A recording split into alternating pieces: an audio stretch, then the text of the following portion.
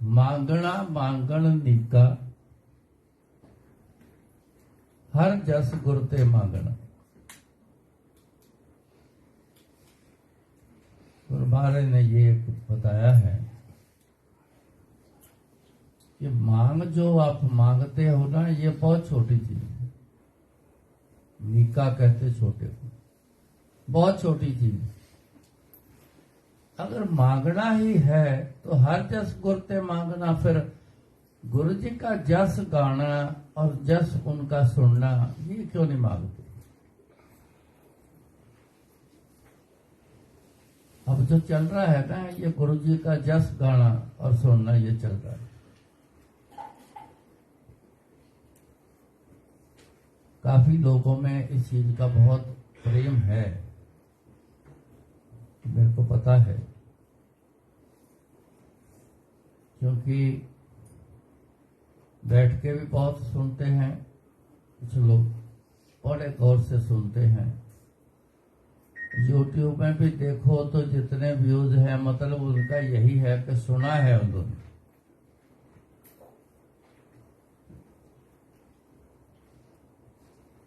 पर मैं कहूंगा कि हर शख्स जो है वो सुने।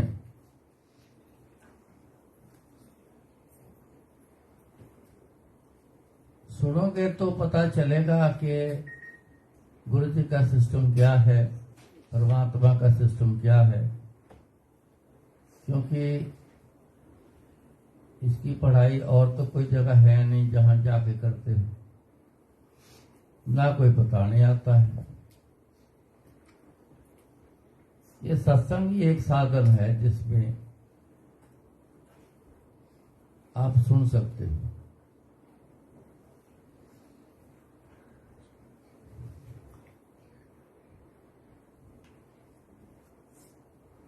भगत कबीर जी ने कहा इस पर,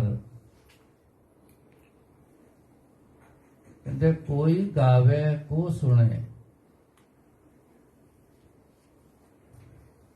इतनी मेहनत करते हो, आरती जब सबने कर ली है, थोड़ा सा ऐसा काम रखो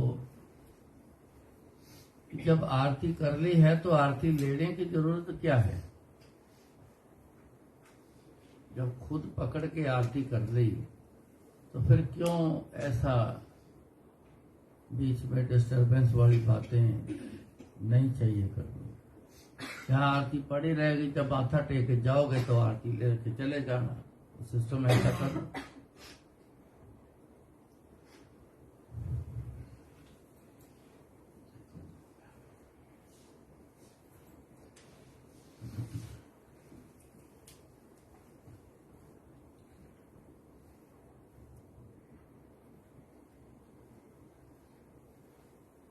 भगत कबीर जी ने कहा, कोई गावे को सुने, हर नामा चित लाए। कोई भी परमात्मा के गुरु के गुण गाए और कोई सुने। पर उन्होंने एक बात बीच में कही, हर नामा चित लाए।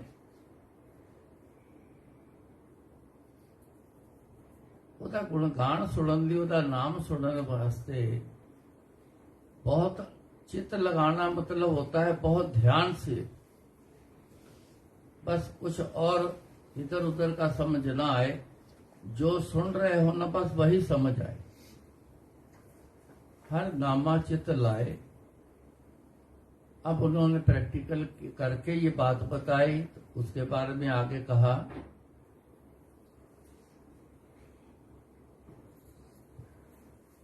कहो कबीर संसा नहीं।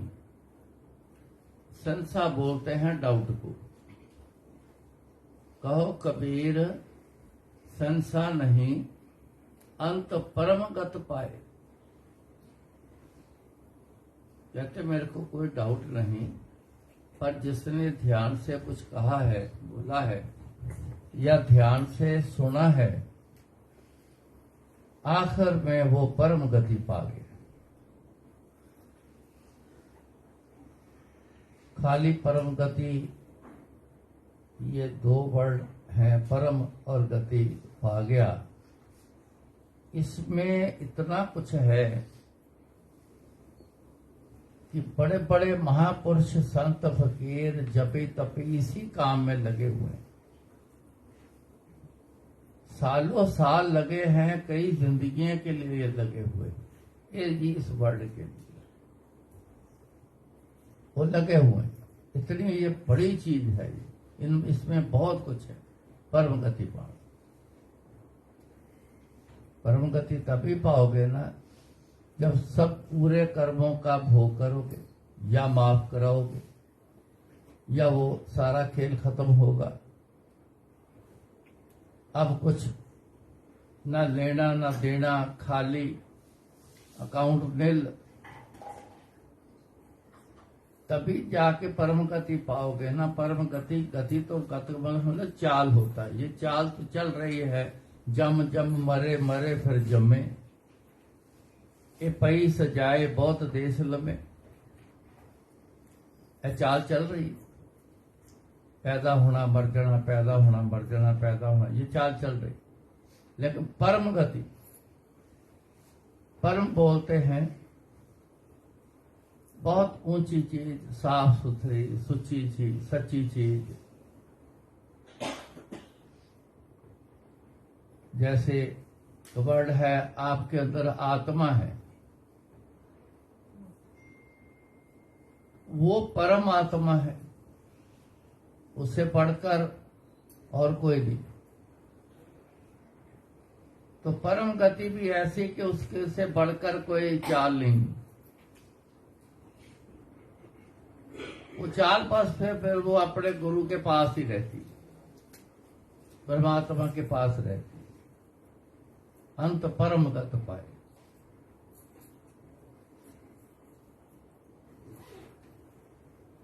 दरअसल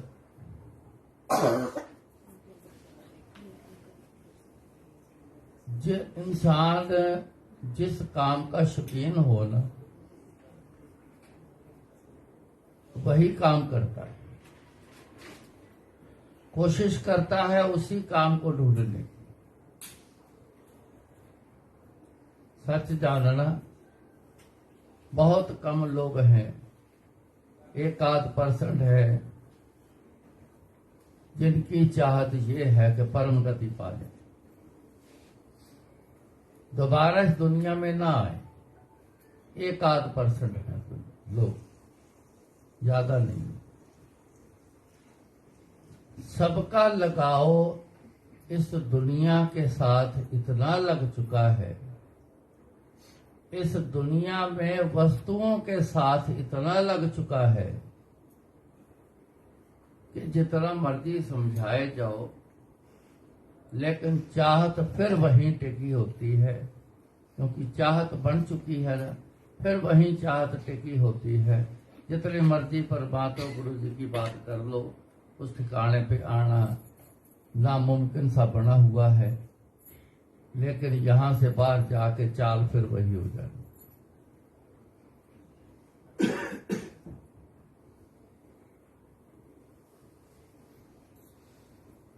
कब तक ऐसा चलोगे?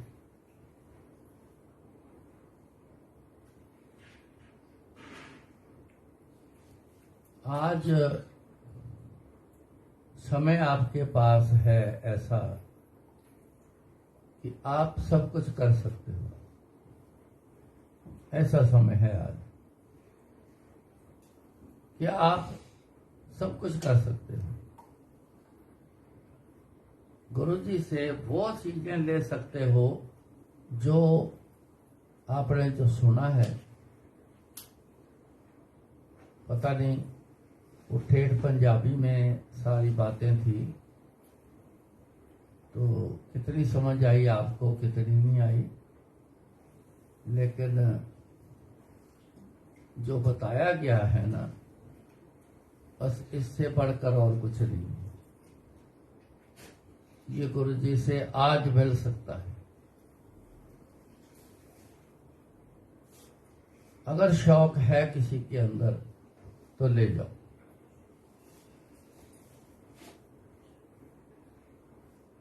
अगर शौक यही है कि दुनिया से जुड़ के ही रहना है, वो आपकी सबकी मर्जी है।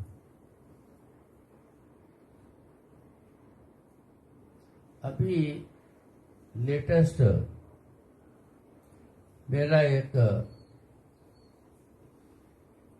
फोन पर जानकारी हमारी कोरोना में हुई।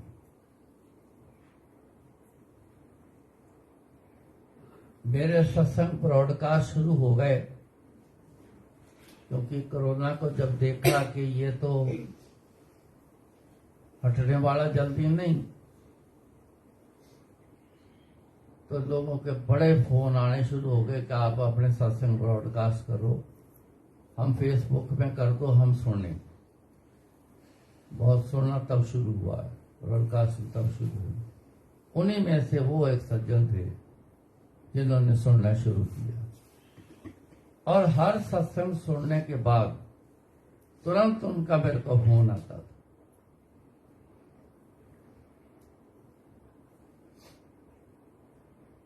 तारीफ करनी वो मैं सुनता नहीं। मेरे पास कोई तारीफ करे ना तो मैं झट से अपना ध्यान कहीं और ले जाता हूं। मैंने बचना है, मैंने फंसना नहीं है। तारीफ सुनने से अंदर कुछ और बन जाता है, वो नहीं चाहिए। फिर उसने कोई बात समझ ना आनी तो उसने फिर पूछना, इसका क्या मतलब है, इसको कैसे करना है। तो मैं बड़े आराम से उसको समझाना, क्योंकि कोई समझने की कोशिश करे गुरु जी की बातों को तो मेरे को सबसे ज्यादा अच्छा लगता है। हम कभी आपस में मिले नहीं, आना जाना था नहीं। मैं जलंधर था, मैं नहीं आया दिल्ली, वो भी घर से बाहर नहीं निकलना। लेकिन उसकी लगन इतनी लग गई गुरुजी से, 2 साल फैक्ट्री नहीं गया। काफी बड़ी फैक्ट्री है उसकी, बहुत अच्छे लेवल का कारोबार है। कन्वेयर बेल्ट बनाते हैं स्टेनलेस स्टील की।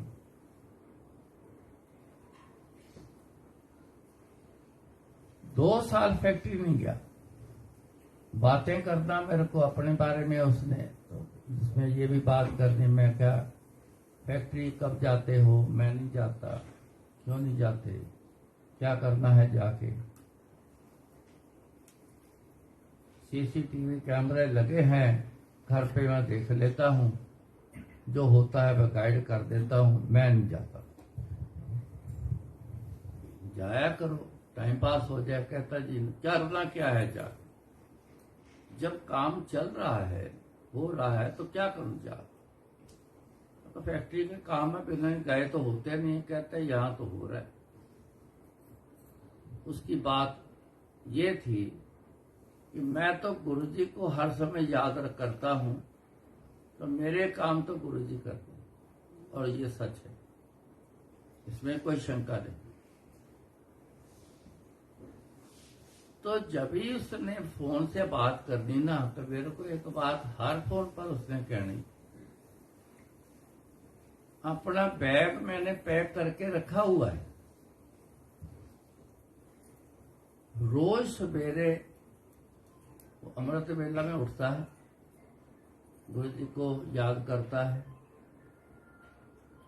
और कहता है कि गुरु जी आपको पता है कि मैंने बैग पैक करके रखा है, तो मेरे को कब लेके जाना। अब उसकी सारी बात समझ में आ गई कि दुनिया में क्या रखा है। अपनी वाइफ को उसने कहना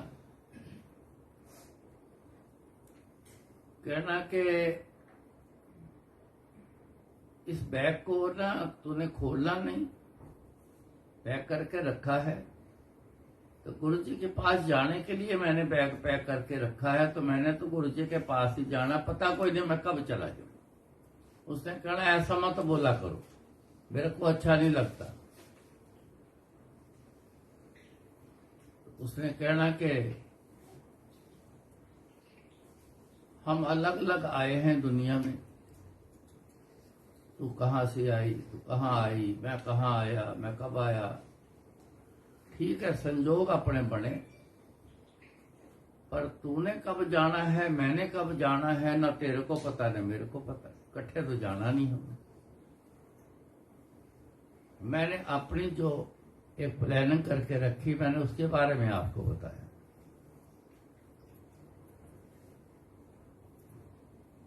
और उसने बोला कि कोई पखंड नहीं करना मेरे जाने के बाद। जो बने हैं दुनिया में रिवाज बने हैं, कहता वो पखंड कोई नहीं करना। जब मैं चला जाऊं तो मेरे बाद सिर्फ एक सत्संग करना गुरु जी का, बस, आपने और कुछ नहीं करना। तो हर बार उसने यही बात बोलनी। एक दिन ये सारे, चाहे सपना कह लो,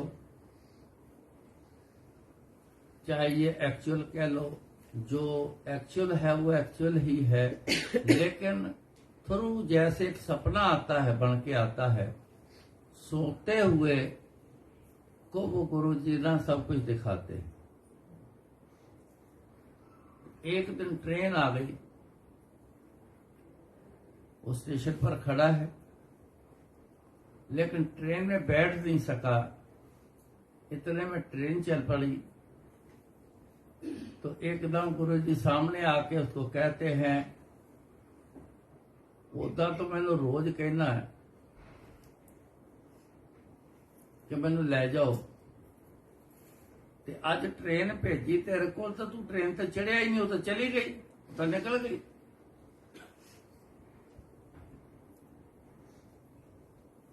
जब समझ आई तो बड़ा अफसोस हुआ उस बात का।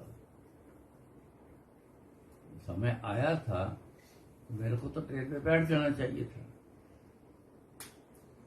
खैर, उसकी मांग एक ही रही कि गुरु जी कब लेके जाना। तो इस 19 तारीख को चलता फिरता बद्दा गुरु जी आए और उसको लेके चले।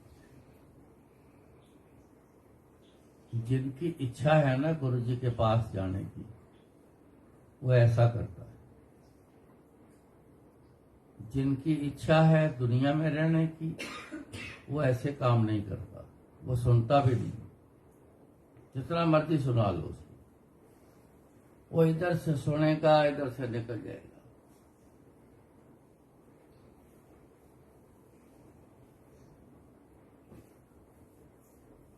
एग्जाम्पल के तौर पे ना 3 तरह के लोग हैं। एक मूर्तिकार महापुरुष के पास अपनी मूर्तियां लेके आया। उन्होंने बोला कि इससे खूबसूरत मूर्ति जो है ना दुनिया में आपको मिलेगी नहीं। उन्होंने बोला दिखा। पहले एक मूर्ति उसने खोली, आगे रखी, कहता है ये बहुत कीमती है, इसकी कीमत बहुत है। उन्होंने अपने सेवक को बोला कि एक लोहे की तार लेके आ। तार लाई गई, एक कान के अंदर उसे तार डाली, वो तार दूसरे कान से बाहर आ गई। कहते मेरे हिसाब से इसकी कोई कीमत नहीं। अब उसका क्या मतलब है? इंसान इधर से सुनता है, इधर से निकाल देता है जो मतलब की बात नहीं।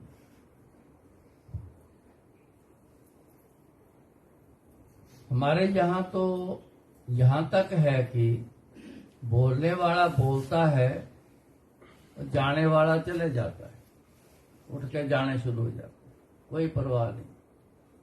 इसकी कीमत वो क्या जाने। ये जो पार्ट है जिसमें बोला जाता है, इसकी क्या वैल्यू है, उनको कोई वैल्यू का पता नहीं, 0। दूसरी मूर्ति लेके आया,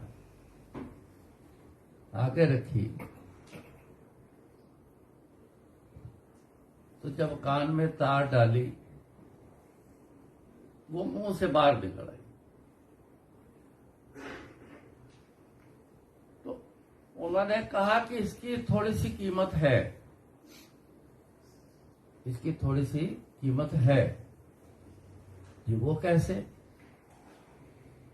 ये प्रभु के गुण सुनता है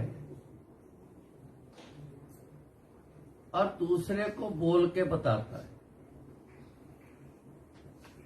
परमात्मा के बारे में सुना है, सुन मैंने क्या सुना है, इसकी कुछ कीमत है। तीसरी जब रखी तो जब कान में तार डाली तो वो तार पेट में चली। कहते हैं इसकी बहुत बड़ी कीमत है। जी वो कैसे? ये सुनता है, अपने अंदर रखता है, उसको फिर अपने अंदर रखी हुई बातों को वो बार बार याद करता है, उसके हिसाब से अपनी जिंदगी पर चलाता है। ऐसे इंसान सीधे परमात्मा तक पहुंचते।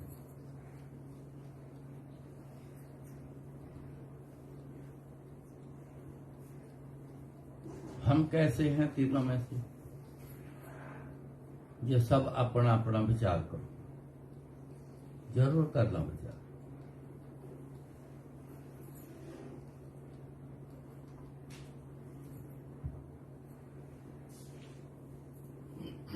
गुरुजी ने एक बार ऐसे मौज में बैठे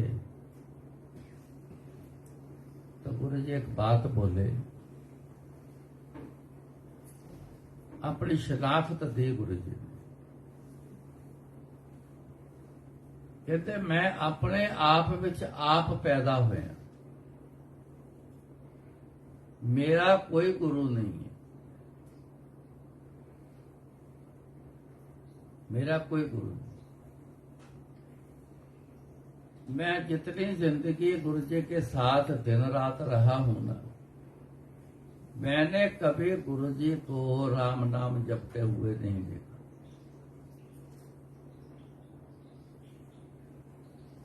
मैंने 24 घंटे लोगों का कल्याण करते हुए देखा। अगर गुरुजी भगत होते, किसी की भक्ति करते, तो फिर एक ऑर्डनरी इंसान होना चाहिए। ऑर्डनरी इंसान के मन में जब आता है तब भक्ति करता है, फिर उसको प्राप्ति होती है। खुश होके परमात्मा या गुरु उसको कुछ देता है, वो वक्त बताता है कि क्या दिया है।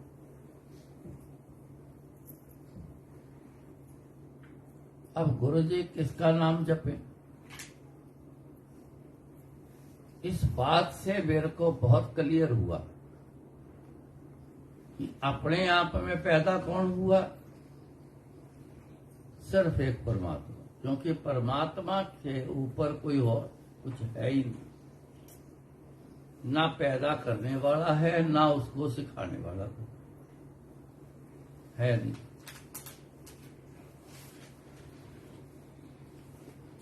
कहते ना मेरा कोई गुरु। अगर गुरु होता तो परमात्मा के नाम के साथ गुरु का नाम भी जरूर बाहर आता, वो जरूर बताता मेरा गुरु, मैंने इससे सीखा है। अगर गुरु होता तो फिर उसका भी गुरु होना चाहिए था, लेकिन नहीं। तीसरा ये शनाख्त, सारी दुनिया के अरदास सुननी, उनके कल्याण करने। ये नहीं कि गुरुजी के आगे अरदास करी वही सुनते हैं, नहीं। किसी के आगे भी अरदास होती है तो गुरुजी के पास आती, तो गुरुजी उसका कल्याण करते। ऐसे मेरे को देखने में भी मिले हैं जो गुरुजी को जानते नहीं, पहचानते नहीं, जिसमें से मैं भी एक। मैं कोई जानता नहीं था गुरु जी को, मेरे को कोई पता नहीं। लेकिन मेरी आंखें खराब के बारे में आप सबको पता, 16 साल मेरी आंखें खराब रही, 4.5 साल दिखाई देना बंद रहा। लेकिन अपने आप गुरु जी ने दोपहर को मेरे को मैसेज भेज के तो शाम को 8 बजे मेरे को बुलाया रात को। मैं तो जानता ही नहीं। हम तो डरते डरते गए कि पता नहीं कौन है, क्यों बुलाया है, जाना चाहिए कि नहीं जाना चाहिए। ऐसा तो कई बाबों के पास जा चुके हैं जब आंखें ठीक नहीं होती थी। आज एक बाबे का और मैसेज आ गया, लेकिन मन बना, बड़ा जोर से बना, जाना है। चले गए। उन्होंने मेरी ट्रीटमेंट किया था। एक रात में मेरी बीमारी ठीक करके और आंखों की रोशनी वापस दी। एक रात मैंने तो गुरु जी को याद नहीं किया, मैंने गुरु जी के आगे फरियाद नहीं करी, क्योंकि मैं तो जानता ही नहीं को गुरु जी भी हैं कि नहीं है, हमें तो ये भी नहीं पता। ऐसे और भी कई बंदे मेरे को मिले हैं, काफी बंदे हैं। एक उनसे पता चलता है किसी के आगे भी, किस शक्ति के आगे भी कोई इंसान जब वो अरदास करता है, बेनती करता है, वो ना कर सके, इसको गलत न समझना जो मैंने कहा। जितनी शक्तियां हैं उनको जितना मिला है दुनिया का कल्याण करने की ताकत, वो उतना ही करती, वो उससे ज्यादा नहीं कर पाती। तो जब उसके आगे बात चली जाती तो सीधे गुरु जी के पास आती। तो ये बैठे बैठे इनके बहुत सारे तरीके मैंने अपनी आंखों से देखे हुए हैं। तो ये लोगों के कल्याण करते रहे 24 घंटे, यही काम गुरु जी का मैंने अपनी पूरी लाइफ में देखा। 24 घंटे लेट जाना, अपनी सोल को बाहर निकालना और लोगों के कल्याण करना। शरीर ऐसे पड़ा होता था जैसे बेजान है। जब पहली बार देखने को मिला हम तो डर ही गए थे कि ये क्या हुआ, ये तो ऐसे पड़े हैं, ना कोई सांस है ना कोई कुछ है, ये तो लफड़ा हमारे ऊपर ही ना आ जाए कि आपने सब कुछ किया है, क्योंकि हम मियां बीवी दोनों इकट्ठे थे।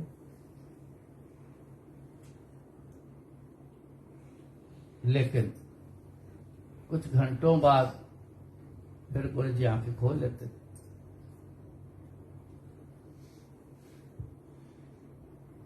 कहने मैं अपने आप विच आप पैदा होया, मेरा कोई गुरु नहीं, मैं अपना कोई धर्म नहीं चलाना। तीसरी बात,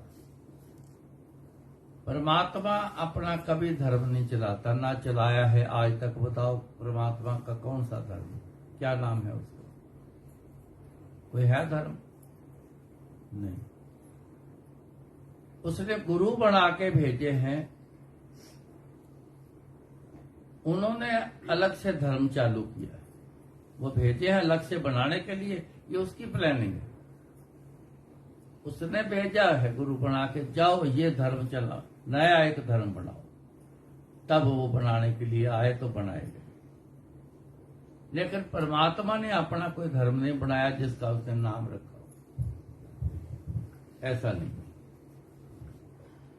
कहते ना मैं अपना कोई धर्म चलाना, ना मैं अपना कोई ग्रंथ बनाना।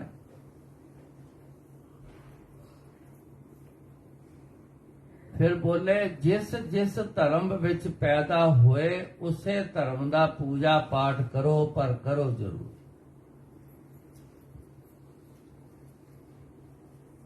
ये बात बोल के बात को खत्म कर दी। जिस जिस धर्म में पैदा हुए हो अपने उसी धर्म का पूजा पाठ करो, पर करो जरूर।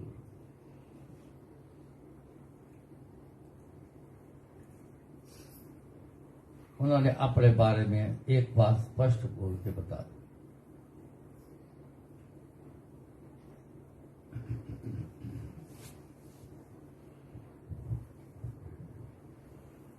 कल भी मैंने एक सत्संग सुनाया था, कोई बातचीत नहीं करी, ना गुरुजी ने करी ना उन्होंने करी। वो तो आखिर में 1.5 महीने 2 महीने के बाद जाके पता चला कि इनको औलाद चाहिए। दोनों डॉक्टर 16 साल हो गए शादी हुए। वो चुपके से बैठ जाना, उन्होंने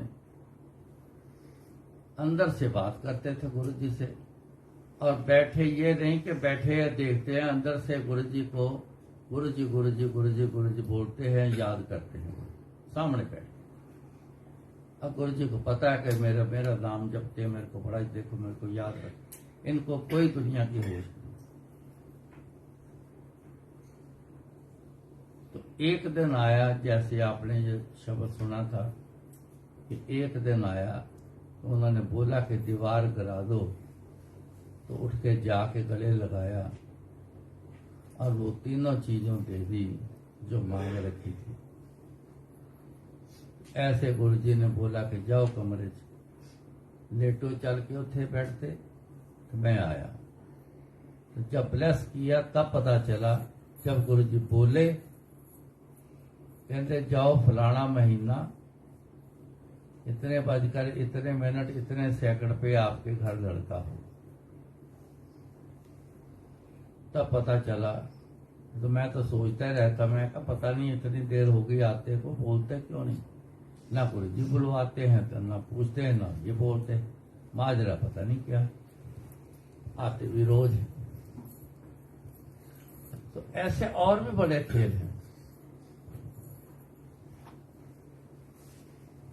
जिनमें से एक इंग्लैंड का वीजा लेने भी लड़का आया। आपने सुना हुआ है? सुना है? क्या सुना हूं है? सबने नहीं।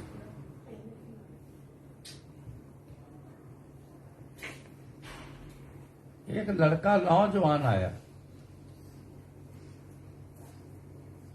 पहली बार आया, सुन के आया गुरुजी के बारे में।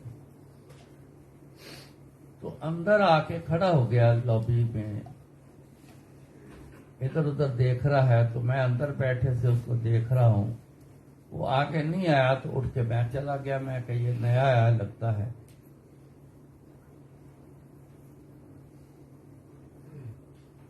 मैंने पूछा कि पहली बार आए हो? कहता है। मैं कहा जाओ अंदर हॉल में जाके बैठ जाओ, जब गुरुजी बुलाएंगे तो वही बात करना जिस काम के लिए आप आए हो, इधर उधर की बात मत करो। वो नहीं गया। मैंने फिर कहा, कहता जी मैंने ना सेवा करनी। मैं कहा जी सेवा तो सारी हो चुकी है, पर अब जिस ख्याल से कहते हो, आप जो सेवा करना चाहते हो वो कर लो। मैं तो बता नहीं सकता कि कौन सी सेवा रह गई या जो रह गई, सारी हो चुकी है। अब आपने गुरु घर की सेवा करनी है, मकसद ये था उसका। जो सेवा करनी है कर दो। सेवा से लोगों ने बहुत पाया, इसीलिए किसी को हम रोकते नहीं थे। आज तो रोकते हैं, फिक्स कर देते हैं, चाहे सत्संग हो, चाहे मंदिर हो, चाहे कहीं भी हो। जो एक फिक्स कर लिए ना, कोई शख्स बोले ना मैंने सेवा करनी है, कहता है जी नहीं, बस हमारी सारी सेटिंग है, आप बैठो आराम से। मैं इस चीज को ठीक नहीं समझता। वो कब सेवा करेगा? कहां सेवा करेगा? सेवा से बहुत कुछ मिलता है, वो कब लेके जाएगा? जो इच्छा रखे उसको मौका जरूर देना चाहिए। मैं क्या सेवा करेगा? वो इधर उधर देखा उसने तो पता नहीं, आप अपने आप बोला, कहता मैं शीशे साफ कर दूं। मैं कहा हाँ शीशे साफ कर दूं। कहता है कपड़ा एक अखबार मेरे को दे दो। मैंने वो दे दी, शीशे साफ करने लग गया।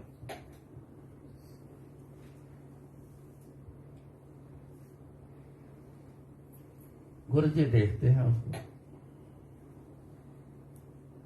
कुछ सेवा कर रहा है, शीशे साफ कर रहा है। कई दिन निकल गए काम। गुरु जी के पास नहीं पहुंचा, लॉबी में से गुरु जी को दूर से माथा टेक के सेवा शुरू कर देता है और दूर से वहां से माथा टेक के घर चले जाता। नजदीक गुरु जी के पास आए ही। अब देखो वो क्या सोच के आया है बंदा, वो बहुत कुछ सोच के आया।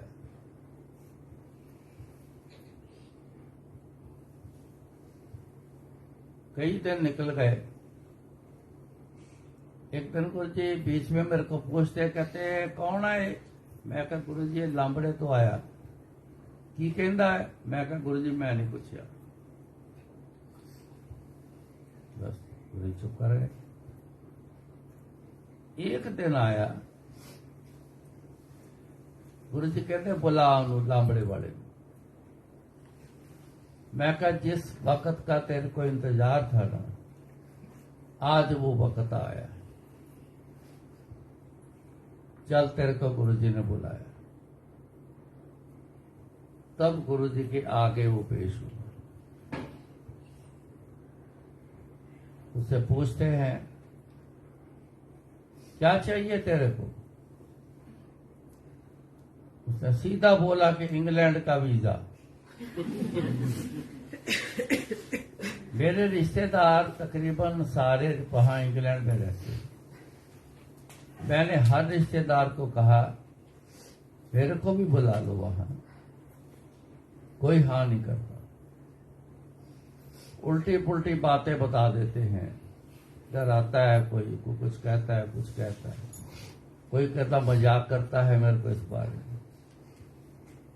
कहता कई बार दिल को बड़ी तकलीफ हो जाती। जब मजाक करते हैं तो बड़ी दिल को तकलीफ होती। गुरु जी मेरी पूरी इच्छा है कि मैंने इंग्लैंड जाके रहना। 2 बार मैं अप्लाई कर चुका हूं, दोनों बार रिजेक्ट हो गया। अब मैंने तीसरी बार पासपोर्ट बड़ी मुश्किल से बनवाया। मैं गुरु जी आपसे यहां से वीजा लेने के लिए आया। कहते पासपोर्ट कितने है? कहता फिलहाल तो घर पे है, कल लेके आए।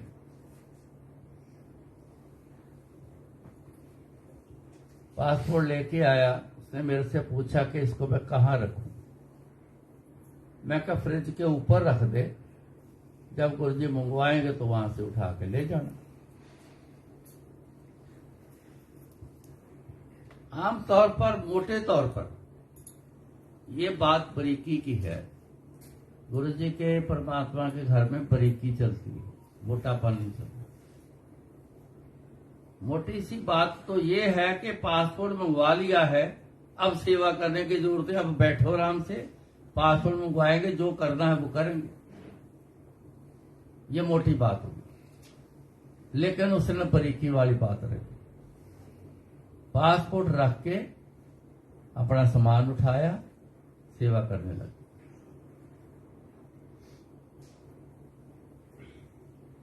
जब गुरु जी ने बुलाया, पासपोर्ट ले आया। हाँ जी ले आंदा जी, जा लेके आ। फिर इससे उठा के ले गए। गुरु जी ने पासपोर्ट पकड़ा, side table pay slip pad और पेन रखते थे। तो गुरु जी ने वो पेन उठाया,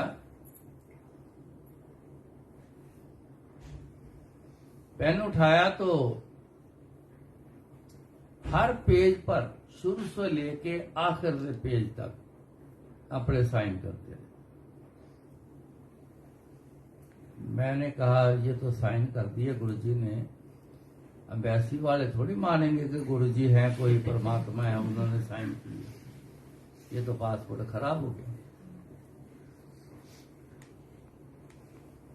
लेकिन साइन करने के बाद पासपोर्ट बंद करके उस लड़के को पकड़ाया, बोले कि तूने ये पासपोर्ट खोलना नहीं,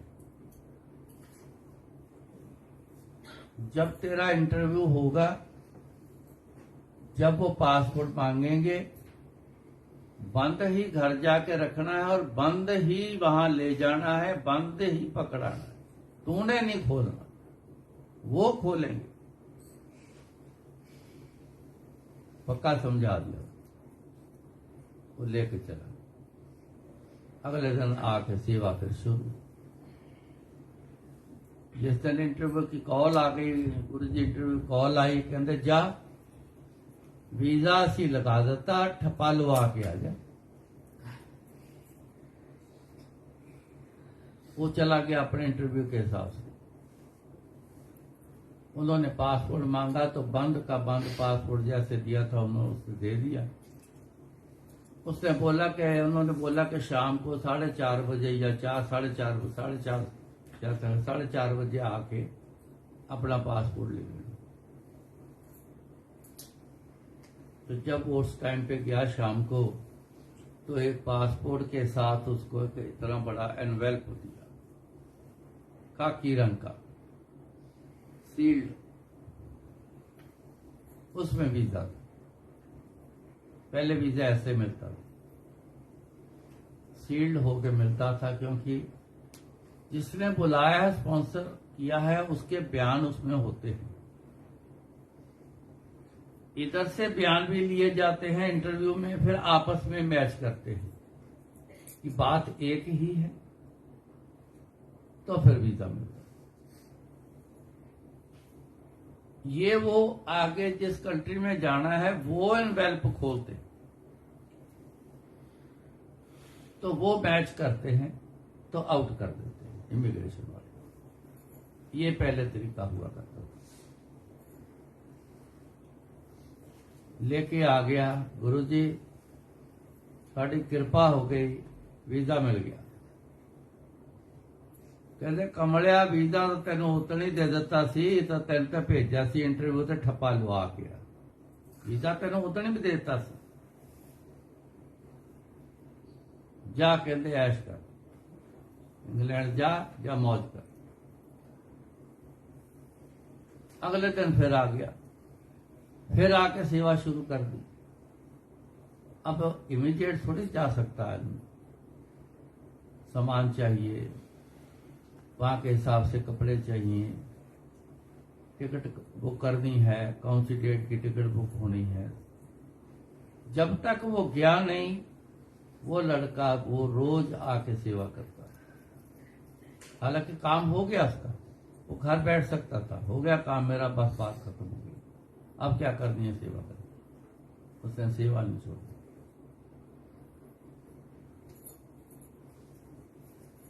एक साखी एक शब्द में भी है, एक राजा के दरबार में एक लेडी झाड़ू लगाया करती थी। ये सत्संग में भी शब्द लगता है, गुरुजी के टाइम पे भी लगता है। तो झाड़ू लगाया करती थी। एक दिन राजा के पता नहीं मन में क्या मौज आई, उसने ना अपने एक हीरा उठा के उसको दे दिया कि चल इसकी गरीबी दूर हो जाए। ये मेरे दरबार में सारी उम्र इसकी निकलती जा रही है झाड़ू लगाने में, चल इसकी गरीबी दूर हो जाए। उसको एक ऐसा हीरा दिया कि कई पुश्तें जो हैं उनकी वो बैठ के खा सकती, इतना कीमती हीरा दे दिया। वो लेके चुन्नी के पल्लू में बांध के वो ले गए। अगले दिन फिर आ गए, झाड़ू उठाया, फिर झाड़ू देने लग गई। जब राजे के सामने गई झाड़ू देती देती, उस जगह झाड़ू लगा, उसने बोला तेरा पेट नहीं भरा, तेरे को इतना महंगा हीरा दिया, तेरी कई पुश्तें बैठ के खा सकती है, तू फिर झाड़ू लगाने आ गई। उसने कहा जिसकी बदौलत, इस झाड़ू लगाने की बदौलत मेरे को हीरा मिला है, मैं वो झाड़ू कैसे छोड़ू। ये है इंसानियत। यहां तो गुरुजी से मांगते हैं, मिल गया तो भी चले जाते हैं, दिखाई नहीं देते हैं। नहीं मिला तो भी चले जाते हैं, दिखाई नहीं देते। ये खेल तो मैं शुरू से देखता हूं, लाखों दुनिया देखी है, आती और जाती, दोबारा दिखाई नहीं देते। जिनका काम हो गया वो भी गए, जिनका काम नहीं हुआ वो भी गए, फिर नहीं देखते वो। लेकिन एक ऐसी क्लास की, क्लास 4 का हम मानते हैं, एक ऐसी औरत जिसने कहा कि जिसकी बदौलत, इस झाड़ू लगाने की बदौलत से मेरे को हीरा मिला, तो जिसकी बदौलत मेरे को हीरा मिला वो काम मैं कैसे छोड़ूं।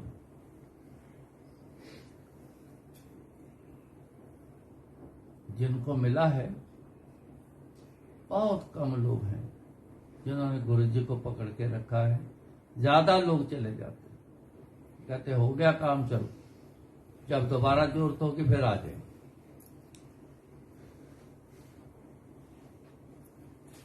ये बातें ना सारी जितने मैं बता रहा से सब सीखने वाली है। गुरु जी इन सब चीजों को देखते हैं, उसी से अनुमान लगाते हैं आपका, हमारा, सबका। ये किस टाइप का बंदा है, इसका क्या करना है। जितना मांगा है उतना ही देना है, खुश हो जाए, ऐसा काम करे कि खुश हो जाए। पता नहीं कितनी जिंदगियां सवार के रख देंगे गुरु। क्योंकि इनके बारे में मैं एक बात जरूर बोलता हूं, क्या नहीं कर तेरे, करता तेरे सब कुछ है, जिस देवे सो पावे। क्या नहीं करते, तेरे घर में क्या नहीं है, सब कुछ है, A to Z सब कुछ है, और इतना है ना खत्म होने वाला है। इस धरती बने को कितने साल हो गए होंगे आपके साथ, कई करोड़ साल हो गए होंगे। आज तक हवा, पानी, रोशनी, खाने पीने का साजो सामान धरती से जो उगता है, आज तक कोई चीज खत्म हुई? इसको बोलते हैं ना खत्म होने वाला काम, खत्म नहीं होता। इतना इनके पास। लेकिन लेने की अगर थोड़ी सी समझ हो तो एक बार में ही आप इतना कुछ इनसे ले जा सकते हो कि बेअंत। गुरु जी इसके बारे में भी कहते थे, कहते मंगण की भी जांच होनी चाहिए, मांगने का भी तरीका होना चाहिए, आना चाहिए तरीका। बहुत कुछ ले जाओ। अब बरीकी की बातें हुई ना, कई बातें हुई बरीकी, इसने सेवा नहीं छोड़ी।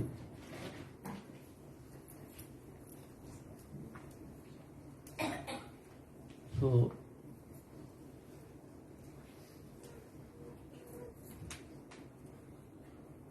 ये चीजें आप सत्संग में आप सीखोगे, और तो कोई स्कूल है नहीं जहां कोई आपको सिखाएगा, कोई बताएगा।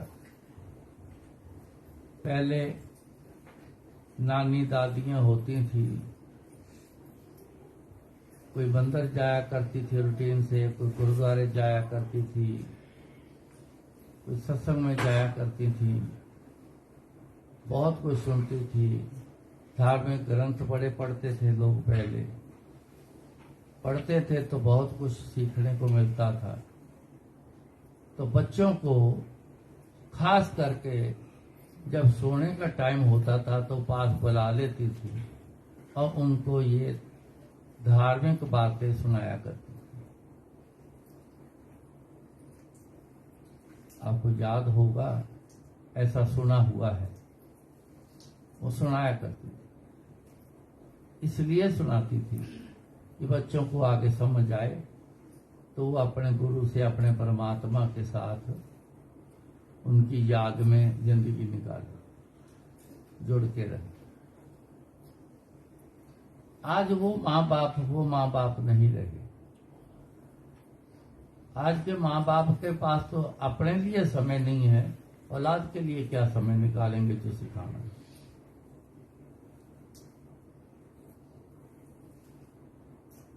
जो तो लोग काम करते हैं वो तो ठीक है, वो काम में इतना मसरूफ हो गए कि थक टूट के बैठ गए, फिर भी कुछ न कुछ सिखाने के लिए जरूर चाहिए, लेकिन ध्यान उस तरफ नहीं। तो कुछ ऐसे माँ बाप है, इतनी मौज मस्ती करते हैं, इतने पार्टियां करते हैं, इतना कुछ करते हैं, उनके नौकर ही बच्चे संभालते हैं, नौकरों का बना ही खाना खाते हैं। कभी माँ ने तो कभी बना के किसी बच्चे को खिलाया भी नहीं होगा, ऐसी माएँ भी है। वो बच्चा क्या सीखेगा? क्या जानेगा गुरु जी क्या है, क्या जानेगा परमात्मा क्या है?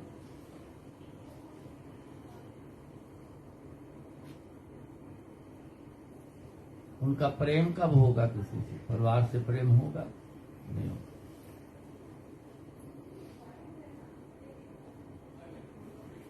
ये सत्संग में ही सब कुछ मिल रहा है। तो सत्संग में जब आओ ना, तो यही सोच के घर से चलना, आज हम फिर कुछ सीखने के लिए जा रहे हैं। आज हम फिर से परमात्मा की या गुरु जी की जानकारी लेने जा रहे हैं। तो जानकारी लेके आनी है और वापस घर जाके सोने के टाइम पे जो बातें हुई उसको दोबारा रिवीजन करो, ताकि पूरा दिमाग में बैठ जाए। जब तक दिमाग में नहीं बैठता तब तक इंसान काम नहीं कर सकेगा। क्योंकि ना याद आएगा, वही मूर्ति वाली बात, तार इधर से डाली दूसरे कान से निकल गई, गई नहीं, अंदर तो गई नहीं। ऐसा काम ना करो। जिंदगी संवारने का मौका बहुत बढ़िया मिला है। अपनी जिंदगी संवार जाओ।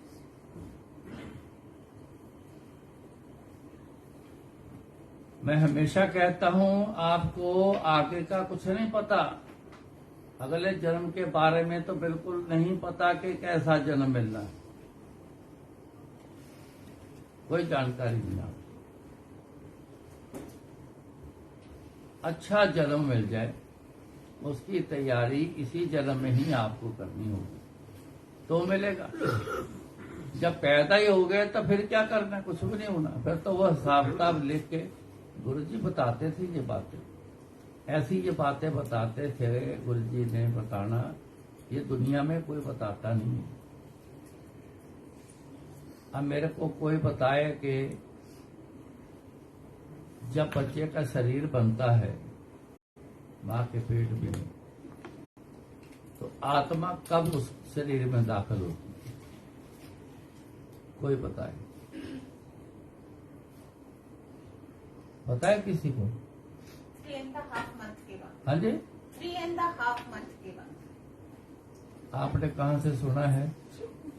सुना नहीं है, हमको बहुत पहले से ऐसे कुछ पता है। हाँ जी, बहुत पहले से पता है, कब सुना ये नहीं मालूम, लेकिन हमको पता है कि सोल आती है 3 इसीलिए कहते हैं कि 3 महीने के बाद एबॉर्शन पाप माना गया है। 3 महीने तक बॉडी रहती, 3.5 महीने बाद जो सोल आनी है बॉडी में, माँ बाप से जो रिलेटेड आनी, वो 3.5 महीने के बाद आती। ऐसा मेरे दिमाग में है, और कुछ है तो आप थोड़ा सा नजदीक हो। मेरे को गुरुजी ने 4 बोला था, 4 महीने शायद। कैसे बोला था आपको? नहीं, वो बात करते हैं अभी तो टेलीपैथी से मेरे को बोला था कि 4 महीने में आती है सोल। ऐसा मेरे को जहाँ तक याद आ रहा है, मैं गलत हो सकती हूँ।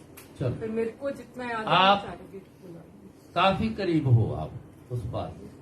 को ऐसा आप क्या? काफी करीब हैं, वो भी करीब हैं, लेकिन आप उनसे आगे थोड़ा सा और करीब हो गए। गुरु जी ने बोला 4.25 महीने की प्रेगनेंसी से लेके 4.5 महीने की प्रेगनेंसी के बीच में कभी भी जो सोल है एंटर करती है बॉडी। 3 महीने में 3.5 महीने में पूरे अंग पूरे नहीं होते, 4 महीने के बाद जाके अंग पूरे होते हैं। जब पूरे अंग बनते हैं तब आत्मा उसमें टिकती है। आत्मा को अधूरापन या कमी वाला शरीर मंजूर नहीं है, वो नहीं टिकती, वो नहीं रहती। कई बार ऐसे बच्चे पैदा होते हैं जो वो शरीर उनका पूरा नहीं होता, वो एक आध दिन में वो आत्मा जो आती जरूर है, लेखा भुगतना है, आएगी, लेकिन वो निकल जाती, उसे मंजूर पर नहीं। ये युग का भी फर्क होता है ना? हाँ जी, ये युग का भी फर्क होता है ना? जैसे ये कलयुग का है, ये 4 कलयुग महीने जो क्या युग होता है? द्वापर में अलग था शायद। है जैसे ये युग चल रहा है, जो कलयुग चल रहा है, ये कलयुग होता क्या है? मतलब 5000 साल हुआ है शायद कलयुग को, ऐसा गुरुजी ने कलयुग है क्या चीज? ये एक पैर पे जो कहते हैं धर्म खड़ा है, नहीं? सब बातें बनाई हुई। ये तो आज से भरम वाली बात है कि बैल ने एक सींग पे धरती उठा के रखी है, जब थक जाता है तो दूसरे सींग पे उठाता है तो तब भूचाल आता है। ये स्टोरी सुनी हुई है ना, सब पता है। लेकिन जब देखा गया तो धरती तो किसी सहारे नहीं, उसको तो किसी की भी सपोर्ट नहीं मिली हुई। यसु मसीह ने कहा कि धरती जो है ये तश्तरी टाइप, प्लेट टाइप है, लेकिन जब धरती को देखा गया तो धरती आंडा टाइप गोल है। उस बात पे तो वो भी रह गया पीछे, यसु मसीह भी पीछे रह गया। जब देखा तो धरती गोल है, धरती गोल है। अब बाइबल में लिखा हुआ है, ये लाइन लिखी हुई है कि धरती चपटी है, प्लेट जैसी। जब पता चला तो धरती तो गोल है। ये न्यूटन ने बताया कि धरती तो गोल है। तब इनकी हबड़ा दबड़ी मच गई। अब क्या करें? इतने सालों से हमारा ग्रंथ कहता आ रहा है कि धरती, गुरु का कहता है कि धरती चपटी है, मगर ये धरती तो गोल निकली। ये तो साबित हो गया। अब क्या करें इसका? कई मीटिंग हुई जिसमें फिर ये पास हुआ कि अगर लाइन निकालते हैं तो सारी दुनिया को पता लगना है कि ये तो लाइन निकाल दी, क्यों निकाली? इसका मेरे गुरु ने बात ठीक नहीं कही। उन्होंने बोला कि लाइन रहने दो, जब बाइबल पढ़नी है तो ये लाइन नहीं बोलना। ये पास हुआ है। तो आज भी वो लाइन नहीं पढ़ी जाती, लाइन लिखी हुई है लेकिन पढ़ी नहीं जाती। ऐसी तो बहुत सी बातें बन के है।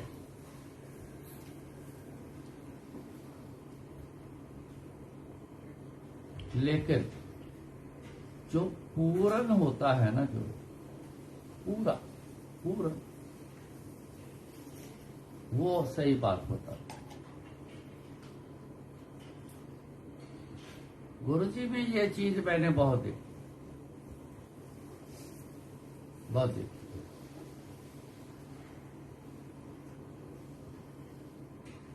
तो गुरुजी ने जो बात कही है वही सही है। हम तो उसको लेके सही मानते, क्योंकि वो लगती भी सही। बैल ने उठाए है धरती, वो बात सही नहीं है।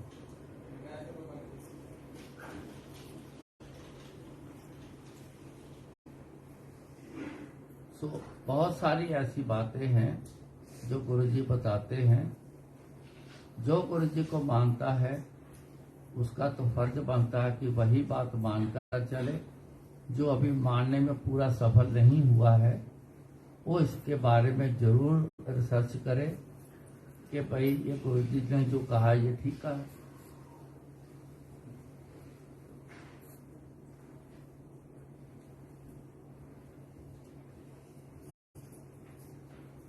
तो गुरु जी ने बहुत कुछ कहा हुआ है। 93 में गुरु जी ने कहा था आने वाला समय बहुत भयानक है, लोग सांस घूंट के मरेंगे। साल ही बताया। परमात्मा कभी आने वाले समय के लिए कभी वो इशारा कर देगा लेकिन समय कभी नहीं बताएगा। पता होने के बावजूद भी समय नहीं बताएगा। मौत सबकी लिख के भेजी उसने, टाइम लिख के भेजा है, लेकिन मौत के बारे में भी वो जानकारी छुपा के रखी। वो किसी को भी पता नहीं, ना को बता सकता है कब मरेगा।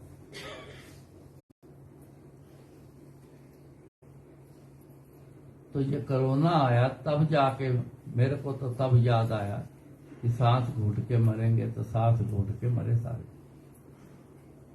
सांस ही नहीं आया।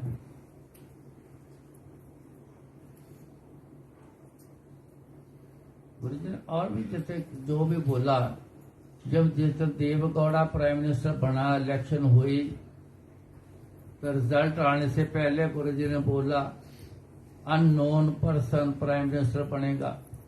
नाम नहीं बताया उन्होंने, अननोन पर्सन बोला, वही बना। देवगौड़ा को कौन जानता था? मैंने तो नहीं सुना था नाम, अपनी स्टेट का था, लेकिन वो इंडिया में फेमस तो था ही नहीं। इंदिरा गांधी को बैठा के बोला गुरु जी ने, जो विल डाई अननेचुरल डेथ। ये जब 84 का दरबार साहब में जो कांड हुआ था, उसके बाद गुरु जी स्पेशल जाके मिलके उसको बोल के।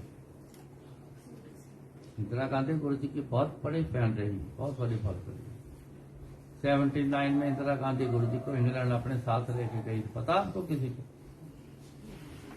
कोई नहीं जानता। 13 दिन गुरु जी वहां रह के आए, वो तीसरे दिन वापस आ गए। गुरु जी 13 दिन रह के। मार्गरेट थैचर प्राइम मिनिस्टर थी उस समय, उसके कल्याण करके आए। उसने भी एक गिफ्ट में अपनी घड़ी दी। वो घड़ी आज भी है। इस दास ने तो बड़ी साफ करी है घड़ी। पता नहीं क्या मौज आती थी, घड़ी पकड़ा देनी या कड़ा पकड़ा देना, कहना साफ करो, लगे रहना घंटों घंटे उसको कपड़े से रगड़ते रहना। गुरु जी हो गई साफ, ने और कर। उसके पीछे भी बैक साइड में भी शीशा होता था, उसके फ्रंट में भी शीशा होता। बाकी केस बीच का गोल्ड का बना था, चेन गोल्ड की पूरी बनी। और सारी मशीनरी आगे से भी दिखती थी और पीछे से भी, पूरी मशीनरी चलती होती। ये भी बता देते।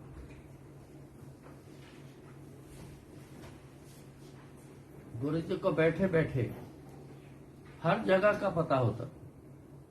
कई बार मौज आने का, वहां ये हो रहा है, वहां वो हो रहा है, वहां वो हो रहा है, वहां ये हो रहा है, बता देते।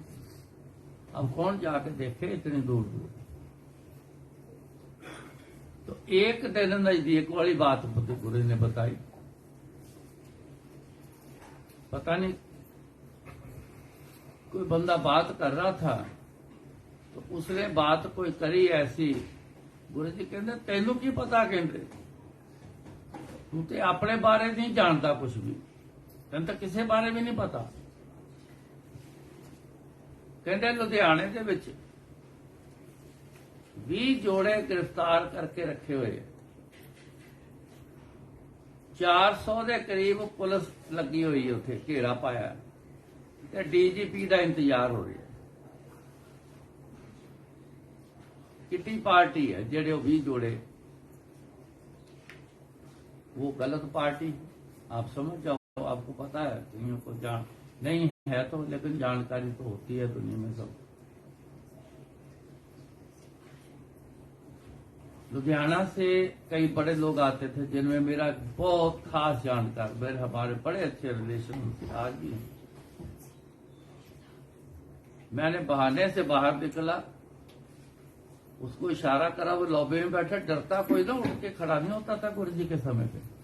आज तो चले ही जाते हैं, उठ के खड़ा नहीं होता था। जैसे किसी ने खड़े होना, एक बंदा खड़ा हुआ, वो कह हाँ की गल, कहता गुरु जी वॉशरूम जाना है, बह जा आराम ना, एक काम घर चो करके आया करो।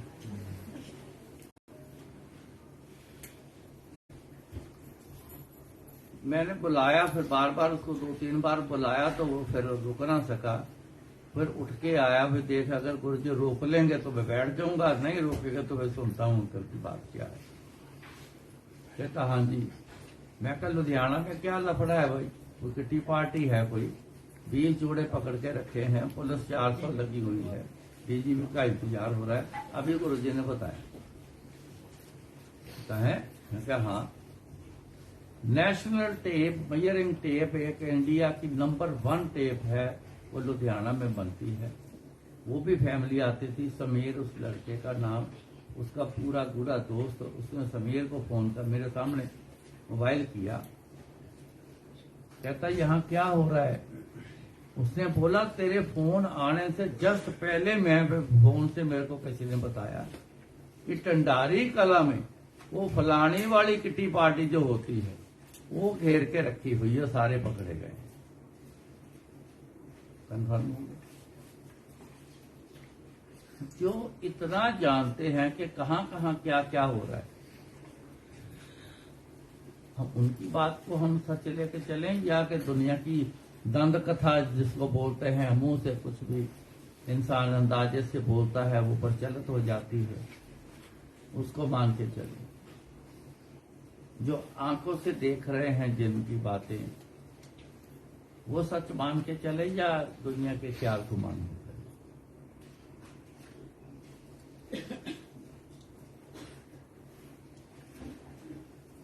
चले।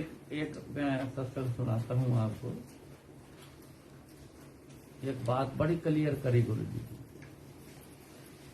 तो आज तक कभी क्लियर किसी ने नहीं करी, उस बात को छेड़ा ही नहीं किसी ने। जितने गुरु पीर आए छेड़ा ही नहीं किसी ने। एक लेडी आई, जब उसको बुलाया, कहते हाँ तू कितना आई है, कहते मेरा घर वाला ना शराब बहुत पींदा है। कहते फिर, कहते जो दी शराब छुड़ाने वास्ते आई है तुहाडे। अब गुरु जी उसको देखने लग गए।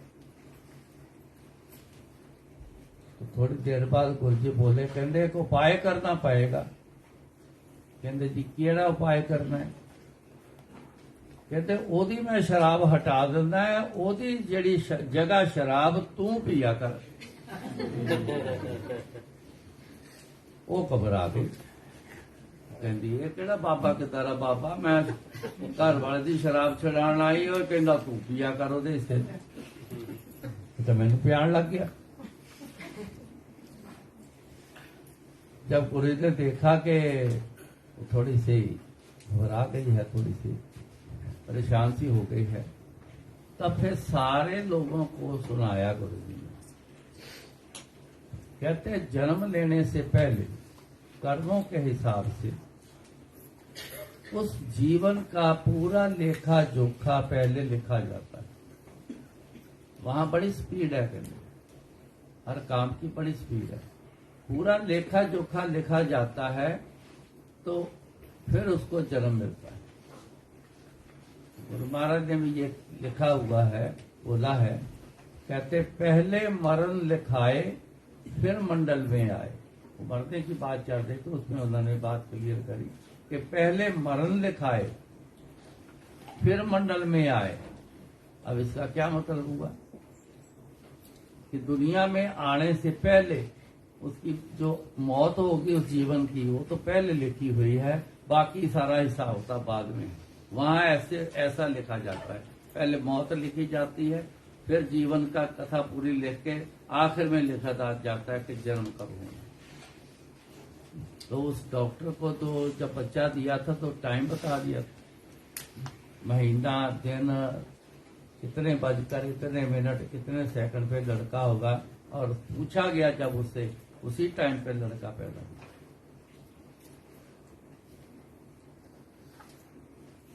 इनकी बात को सच माने या सुनी सुनाई बातों को सच माने?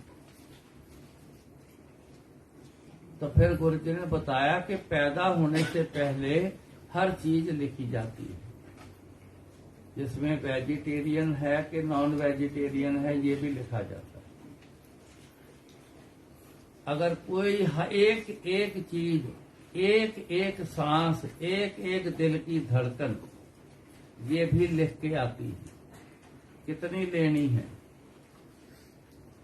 कितने मरीज हैं जिनका खाना पीना बंद हो गया लेकिन वो सांस ले रहे हैं, दिल धड़क रहा है।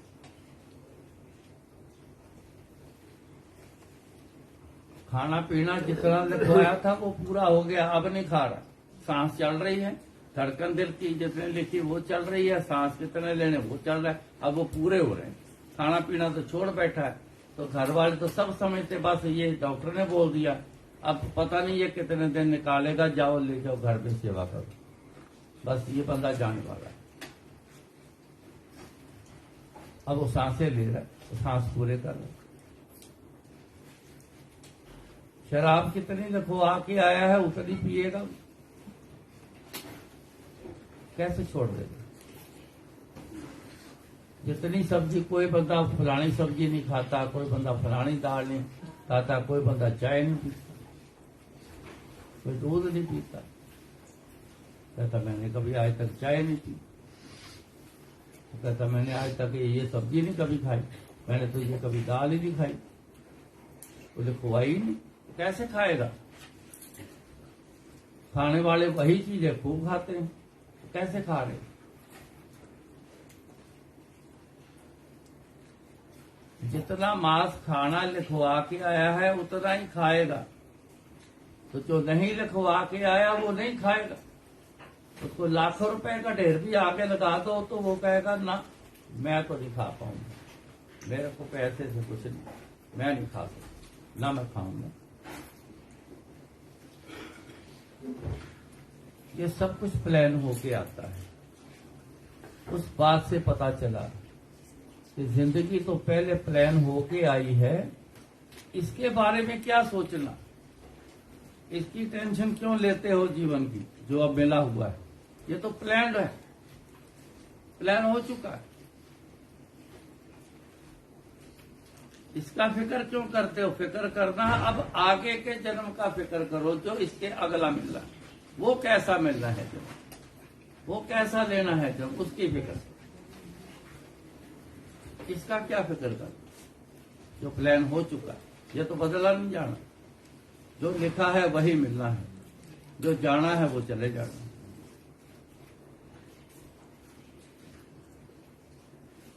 ये गुरु जी की समझाई बात कहाँ मिलेगी आपको? सुनिए ये सारी बातें करें, ऐसी बहुत सारी है, मैं एक दिन में सारी थोड़ा बोल दूंगा, समय लगता है, बोलने की ताकत भी लगती है। तो जैसे जैसे समय मिलता मैं हर सत्संग में कोई ना कोई गुरु जी कोई नई बात डाल देते हैं, तो मैं सुना देता हूँ। जो कल बोला है, जो कुछ बातें हैं जो आज बोली गई, तो सत्संग अटेंड करते रहो, सत्संग सुनते रहो, आपको पता चलती रहेगी। जितना सुना है पहले उतना याद रखो और उस पर चलने की कोशिश करो। कामयाब तब होगे जब उन बातों पर आप चलोगे, तब कामयाब हो जाओगे। आप कामयाब हो गए तो जीवन सफल हो, नहीं तो वो चक्कर में, तो जिस चक्कर में फंसे हैं उसी में फिर तो फंसे ही, वो तो फंसे रहे, पता नहीं कितने जन्मों से फंसे हुए, इसीलिए आज इस चक्कर में सारी दुनिया फंसी हुई है। कौन कहता है कि इंसान आजाद है? कौन कहता है? कोई है आजाद? मन के चक्कर में ऐसी फंसी पड़ी है, मन जो हुक्म करता है वही आप करते हो। आपने आज तक अपनी मर्जी से कभी कुछ नहीं किया, क्योंकि उसने वो समय ही नहीं देता आपको कुछ करने। वो अपना ही हुक्म चलाता है, उसी के हिसाब से चलते हो, गुरु के हुक्म के हिसाब से। इसीलिए चला नहीं जाता, क्योंकि जब तक मन के हुक्म को नहीं छोड़ोगे तब तक गुरु के हुक्म के कैसे चलोगे। सवेरे कैसे उठोगे जल्दी पाठ करने के लिए, याद करने के लिए। मन तो कहता सो जाओ, बंदा कहता सोता हूँ, देखता हूँ कल से शुरू करूंगा, बड़ी नींद आई है। या बोलेगा अच्छा 5-10 मिनट बाद उठता हूं। मैंने एक बार गुरु जी से मांग लिया, मैं कहा गुरु जी मैंने भी जरा अर्ली मॉर्निंग उठा दिया करो अपने सवेरे। तो मेरे को अगले दिन से 2:30 बजे पूरे मेरी नींद खुल जाए। गुरु जी ने नींद खुला, मैं उठ जाना, तो मैं अपना पाठ करके जिस तरह करना था करके फिर मैं दोबारा ठीक हो जाता था। एक दिन मेरी नींद खुल गई, तो नींद ने ऐसा घेरा डाला हुआ तो उठने को मन ना करे। अब मन का खेल शुरू हो गया, अब मन ना करे। मैंने कहा अच्छा बस 2 मिनट में उठता हूँ, बस 2 मिनट बाद उठता हूँ। फिर झपकी लगी, फिर जाग आई, अच्छा 2 मिनट बाद उठता हूँ। 2-2 मिनट करते हुए काफी टाइम निकल गया, मेरे को पूरी नींद लग गई। अब गुरुजी ने क्या किया, मेरे के सपने में ना मेरे पीछे एक हाथ जितना सांप था वो मेरे पीछे डाल दिया। मेरे पास वो आया, इतने स्पीड से आया सपने में। मैंने कहा ये तो ना मेरे तरफ ही आ रहा है, ये डंक मारेगा। मैं डर के वहां से दौड़ा सपने में, पासी वो मेरे पीछे पीछे, मैं आगे आगे दौड़ता रहा दौड़ता रहा दौड़ता रहा दौड़ता रहा। आगे जाके मेरे को उसने ओवरटेक किया करके तो जंप मार के उसने मेरे पैर पे ठा डंक मारा। जैसे डंक मारा सपने में मैं हड़बड़ा के उठ गया, डर के उठ गया। डर गया ना ज्यादा तो फिर नींद भी उड़ जाती। मैं उठ गया, जब उठा तो टाइम देखा तो 4:15 बजे। तो सपना याद, मेरी तो हालत खराब है, ऐसे जैसे मैं दौड़ दौड़ के मेरी हालत खराब हो गई। फिर याद आया बैठ के, मैं कि एक तरफ से तो तू मांगता है तो दूसरी तो 2 मिनट करता है। या तो मांगो ना, करो ना, करना करो, करना नहीं है तो फिर मांगते क्यों। उस दिन से कान पकड़े, गुरु जी गलती हो गई। बस जैसे उठाना, नहीं मन करता ना करे, ऐसी तैसी में जाए मन, क्या लेना देना। मन ने थोड़ा बेड़ा पार लगाना, उसने तो बेड़ा डूबना है, वो आपका बेड़ा डूब रहा है मन।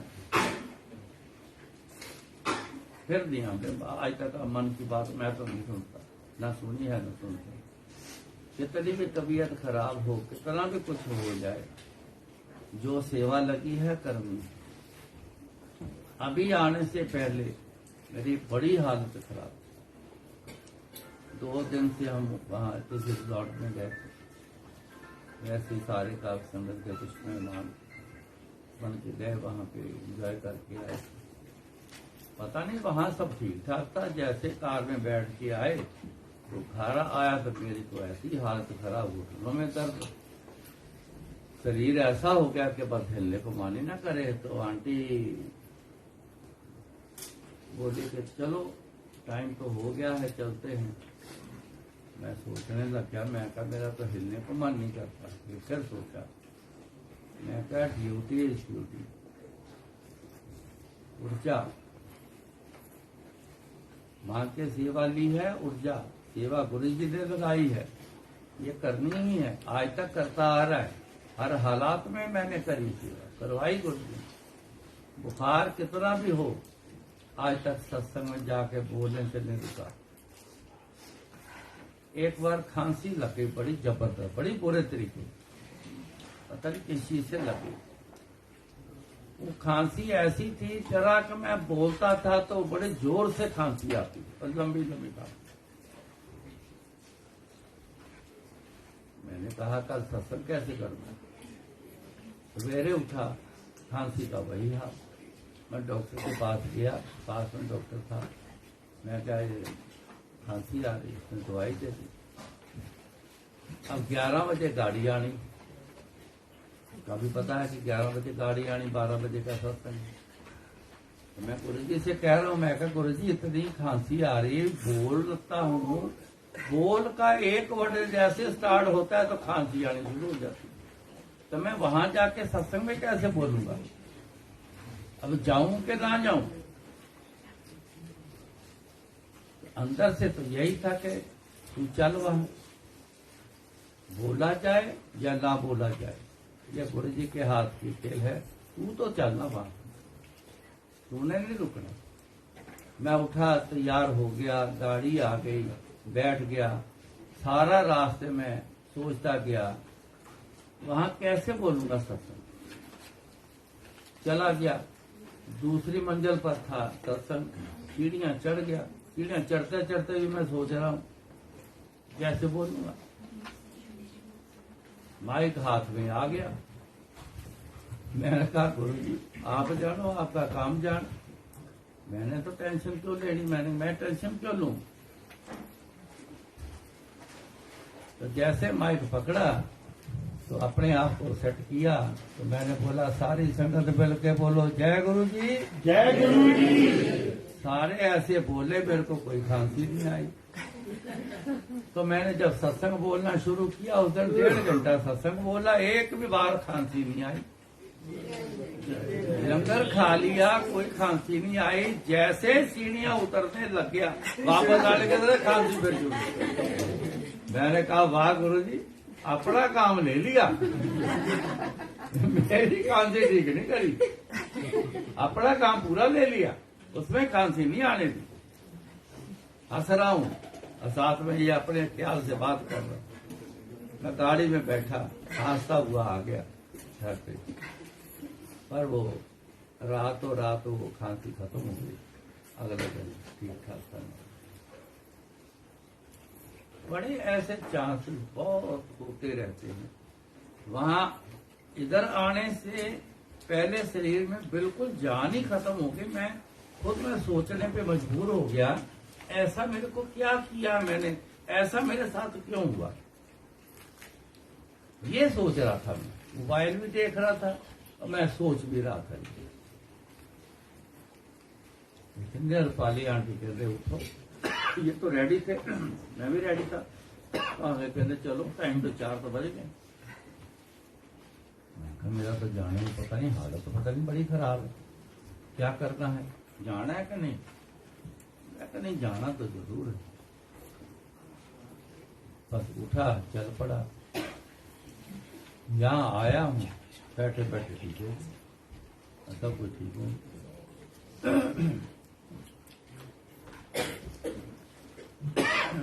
सो करे करावे आपे आप, मानस के कुछ ना ही हाथ। तो सब कुछ यही कराने ने, यही करवा रहे ने, हम ही नहीं कर रहे। हम रुकावट खुद ही डालते, खुद मन नहीं करता आज रहने दो, मन नहीं करता शाम को देखेंगे, मन नहीं करता छोड़ो इस बात को, मन नहीं करता। ये मन के खेल से तभी निकलोगे जब गुरु जी के साथ जुड़ोगे, वही निकालेंगे। इसका इतना जबरदस्त जाल है कि बड़ी बहुत लंबी बातें हैं, शॉर्ट में बोल देता हूँ। इतना जबरदस्त जाल है मन का, इससे कोई नहीं छूटा, इससे कोई नहीं छूटा। बाबा फरीद जी की जो कंबल होता था, उनके कंबल बड़ा मशहूर है उनका, उसमें सुराख थी।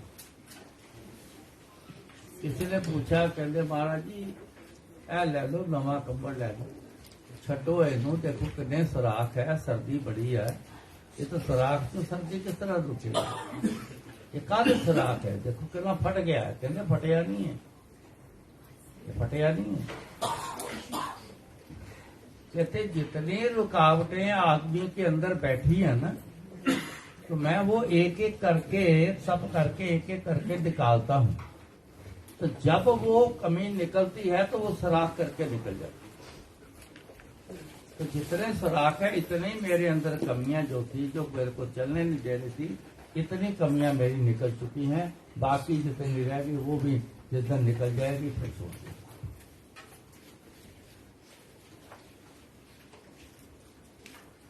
तो कोई कोई बिरला इसमें से छूटता है। गुरु जी का जब अपने गुरु का कोई जो जिसने सहारा लिया है वो जरूर निकला। तो गुरु जी का सहारा लो। जब भी आपसे ना कुछ हो ना तो गुरु जी का सहारा लो, सब कुछ हो जाए, फिर गुरु जी का देंगे। तो जितना बोला गया है उतना याद रखो, उस पर चलने की कोशिश करो। महाराज कृपा करें, फिर मिलेंगे, फिर जो बुलाएंगे बोलेंगे जय गुरु जी। जय गुरु जी।